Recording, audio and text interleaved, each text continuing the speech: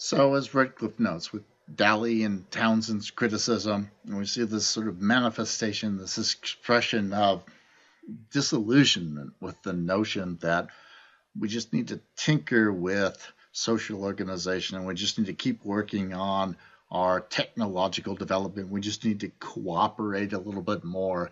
And the overwhelming engine of economic growth will solve the problems of income disparity, will solve the problems of ill health, illiteracy, and will then, through careful management, right, solve the problems of degraded ecosystems. So, as Redcliffe notes, there's a change in the way that people start thinking about sustainable development. And that changes from an idea of meeting needs, from an idea of increasing production in ways that is sustainable now and into the future, to thinking about where development is supposed to be taking the global society. What should the world and the society and the individuals within it look like and have as a result of development? And so we see the switch over in the discussion in the way that people characterize sustainable development in terms of rights, responsibilities, justice, equality, and so on. And we see in the 1998 Declaration of Human Responsibilities, and I'm just quoting here from Redcliffe's paper, statements like that. So Article 7 states, all people have a responsibility to protect the air, water, and soil of the earth for the sake of present inhabitants and future generations. And Article 9 states, all people should promote sustainable development all over the world to assure dignity, freedom, security, and justice for all people. So there's this shift in how we conceive of sustainable development.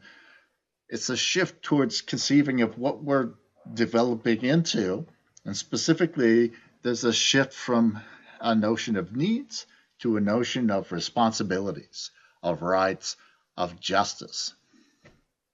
And so now we'll step past the time frame of Redcliffe's paper itself, and we'll look at the last agreement that we're going to look at, which is the 2030 Agenda.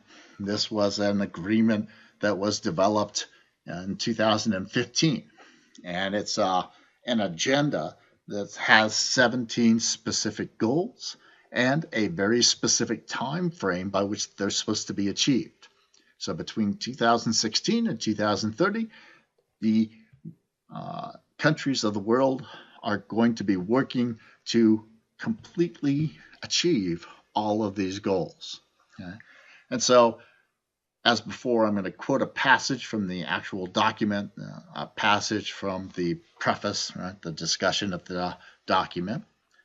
So on page 3, they say, we resolve between now and 2030 to end poverty and hunger everywhere, to combat inequalities within and among countries, to build peaceful, just, and inclusive societies, to protect human rights and promote gender equality and the empowerment of women and girls, to ensure the lasting protection of the planet and its natural resources. We resolve to create conditions for sustainable, inclusive, and sustained economic growth, shared prosperity, and decent work for all, taking into account different levels of national development and capacities. So, as Redcliffe says, there is this shift. Conceiving of sustainable growth, sustainable development now has evolved. There's been a great deal of thought about what it's supposed to be creating, the properties they want the global society to have, in this case, by a very definite time, 2030. So a lot of thought gets put into that, right? But, and here I'll just give you the 17 goals without reading them all. Right? When we look at the goals, we see that there are lots of goals that express specific kinds of rights, responsibilities, social ills that will be brought to an end by 2030, and so on. Right? So there's a lot of thought about what our global society ought to look like, what we should be developing into. Now, when we think about that environmental aspect of it, right? When we start to look at the goals that talk about industrialization or that talk about consumption and production and so on, then we see the word sustainable, but not much else. So, for instance, Goal 9, build resilient infrastructure, promote inclusive and sustainable industrialization, and foster innovation. Whatever that means. So there's the word sustainable in here, right? But not much else. How about Goal 12 here? Ensure sustainable consumption and production patterns. What are those? What does that mean?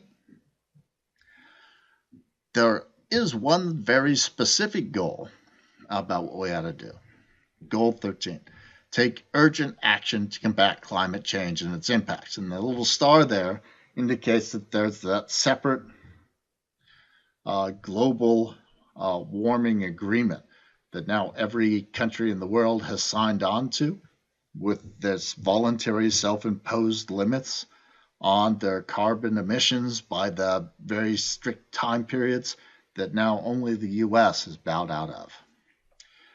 But other than that, when we look at this, what we see is there's a lot of thought going into the kind of society we want, what we want to develop into. There's just not a lot that goes into talking about how it is that we're going to do that in a way that we would call sustainable.